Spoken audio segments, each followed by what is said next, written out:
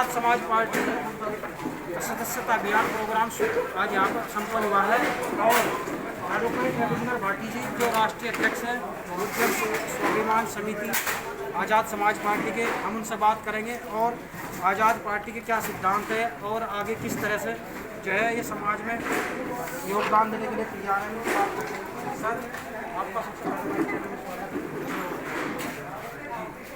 Sir ये बताइए, अभी जिस तरह चंद्रशेखर आज़ाद जी संसद में मुद्दे उठा रहे हैं SC/ST और जो आरक्षण, देखिए पूरे देश में चाहे SC/ST हो, चाहे OBC हो, चाहे हमारा बहनों का मामला हो, चाहे किसानों का मामला हो, नौजवानों का मामला हो, बेरोजगार हो, महंगाई का मामला हो, शिक्षा हो, चिकित्सा, चंद्रशेखर भाई ने बहुत कम समय में जो संसद के अंदर देश की सबसे बड़ी पंचायत है, जहाँ पर उन विषयों को जो और MP MLA नहीं जाते हैं वोट देते हैं, वहाँ जाकर वो करते हैं, तो उन्होंने आज पूरे देश में हर वर्ग के हर मुद्दे को लेकर मोदी से सरकार के सामने आया है और सरकार के सामने एक चैलेंज पेश किया है कि आप इन जो जनता के मुद्दे इन पर काम कीजिए, चाहे शिक्षा मंत्री हो, चाहे वो आपका अन्य किसी विभाग का मंत्री हो, चाहे चिकित्सा का मंत्री हो। तो आज आज़ाद समाज पार्टी और भीम आर्मी के पूरे देश के कार्यकर्ता में सदस्यता अभियान चला रहे हैं। सदस्यता अभियान की इसी कड़ी में आज हम तुलसीपुर गाँव खतौली जिला मुजफ्फरनगर आए।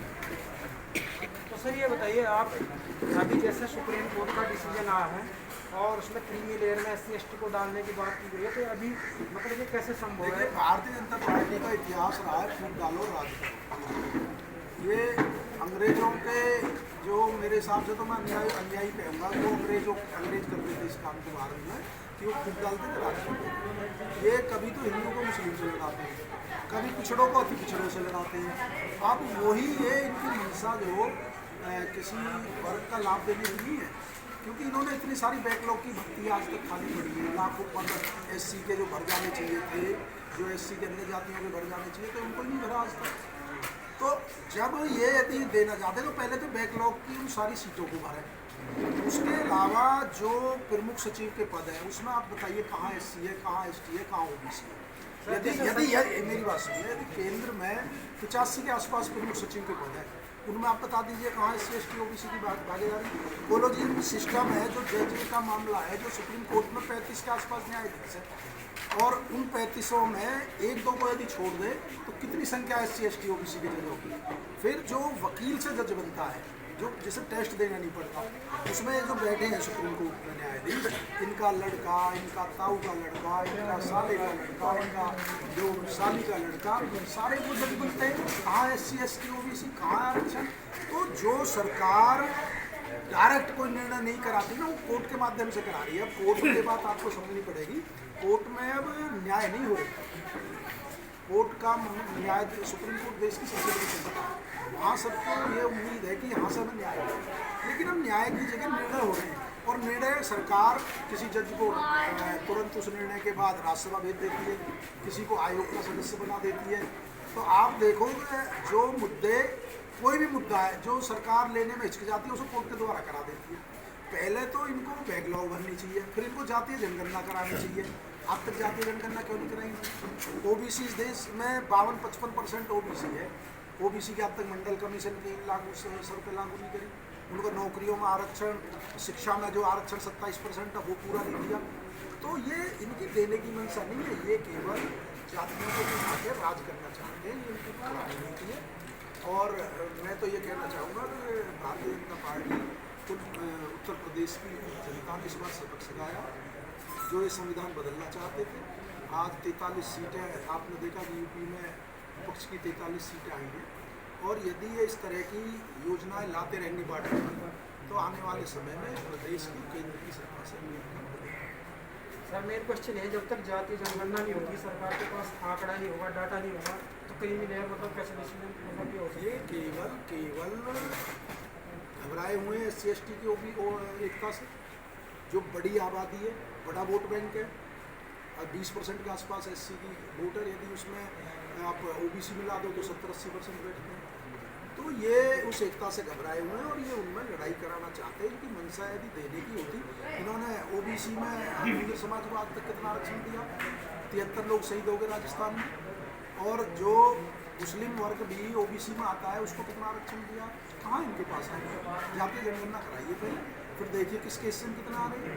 ये तो कुल इन्होंने EWS के लिए इन्होंने कौन सा जनता ने मांग की थी, कहाँ आंदोलन हुए थे, उनमें तो इन्होंने वर्ग नहीं बनाई, उसमें भी वर्ग होना चाहिए। जो 10% मेरी बात है, 10% EWS का आरक्षण है, उसमें वर्गीकरण करिए। अब इतना इस समाज को देंगे, इतना इस समाज को देंगे, इतना इस समाज को देंगे, क्योंकि इनको पता है कि ये जो यदि संगठित हो गए तो आपकी सत्ता जाती रहेगी और ये केवल जातियों को लड़ा के ही राज कर सकते हैं। मुद्दों पे कभी बात नहीं करेंगे, मुद्दों पे कभी डिबेट नहीं करेंगे। प्रधानमंत्री जी कभी मीडिया के सवालों का जवाब नहीं देते, जनता के सवालों का जवाब नहीं देते, केवल अपने मन की बात करते। अरे भाई, जनता के मन की भी तो कुछ समझो, उनकी भी तो जानो क्या पीड़ा है जनता की। आप पेपर आते हैं, बच्चा तैयारी करता है, उसकी ओवरेज होती जा रही है, एक भर्ती आती है उसमें लीक हो जाता है, पेपर लीक होता है, नीट का लीक हो रहे हैं। आप पहले तो भर्तियाँ नहीं आती, और जो भर्तियाँ आती हैं तो वो पेपर लीक हो जाते हैं, तो कहाँ गरीब का बच्चा, किसान का बच्चा कहाँ जाएगा? सर ये बताइए, अभी जैसे पेपर लीक हो रहे हैं, मतलब ये मुद्दा तो चंद्रशेखर आज़ाद ने संसद में उठाया था, मतलब अभी आरक्षण का जो फैसला है सुप्रीम कोर्ट का, उस पर आज़ाद स्टैंड, मतलब आज़ाद समाज पार्टी का स्टैंड क्या है? मतलब अभी हमारे नेता, हमारे राष्ट्रीय अध्यक्ष और पूर्व पार्टी के सदस्य इस पर विचार विमर्श करने पहले उस पूरी को जो 500 पेज के आसपास का, पहले उस 500 पेज के आसपास का है, उसे स्टडी कर रहे हैं, उसे पढ़ रहे हैं, फिर जल्दी मीडिया के सामने, सबके सामने आज़ाद समाज पार्टी का स्टैंड क्लियर हो जाएगा। हम किसी भी बांटने वाली राजनीति का विरोध करते हैं, हम भाईचारा चाहते हैं देश में। हम चाहते हैं कि देश में जरूरी मुद्दों पर बात हो। आरक्षण तो इन्होंने जब प्राइवेट विभाग कर दिए सारे, तो आरक्षण की मूल भावना इन्होंने छोड़ी कहाँ है? भाई, सबको बराबरी मिले, सबको बराबर का हक मिले, जो बहुत लोग वंचित हैं अधिकारों से, उनको वो अधिकार मिले। जब इन्होंने सारे सरकारी विभाग को प्राइवेट कर दिया, तो मुझे बताओ तो आरक्षण बचा कहाँ है? और जो एक क्लास की चीज़ है, जैसे विश्वविद्यालय में कुलपति है, उनमें बता दो कितने SC ST OBC के लोग हैं, प्रोफेसर है उनमें कितने SC ST OBC के लोग हैं, फिर मुख्य सचिव, जज, जहाँ लिटरल एंट्री शुरू कर दी, कहाँ SC ST OBC के लोगों को बिना टेस्ट दिए IAS PCS अपने लोगों को भरते जा रहे हैं। तो इन्होंने तो संविधान का सरकार ये उपयोग कर रहे हैं, जो संविधान की चीज़ें उनको ही लागू नहीं कर रहे। तो ये तो केवल वोट चाहते हैं, वोट का सत्ता चाहते हैं। ये जनता की, गरीबों की, किसानों की, मजदूरों की सरकार ही, ये तो अडानी अंबानी सरकार है, धन्ना सेठों की सरकार है, और जनता अब समझ चुकी है। आने वाले चुनाव में सर जैसे बहुत सारे न्यूज़ चैनल में दिखाया जा रहा है, आने वाले समय में मतलब 21 तारीख को भी आंदोलन, बड़े आंदोलन के लिए देखिए, हमें ये जानकारी मिले किस तारीख का आंदोलन, किस संस्था ने, किस संगठन ने, ये किस पार्टी ने आउट किया। अभी उसका कोई फेस तो है नहीं। हमारी पार्टी अपनी जो विचार विमर्श करके, लोकतंत्र है हमारी पार्टी में, राष्ट्रीय अध्यक्ष के साथ बैठ के और सभी कोर कमेटी के सदस्यों के साथ बैठ के अपनी जल्दी जो इसमें रणनीति है, जो अपना इसका बुक है, वो स्पष्ट करते हैं। ठीक है सर।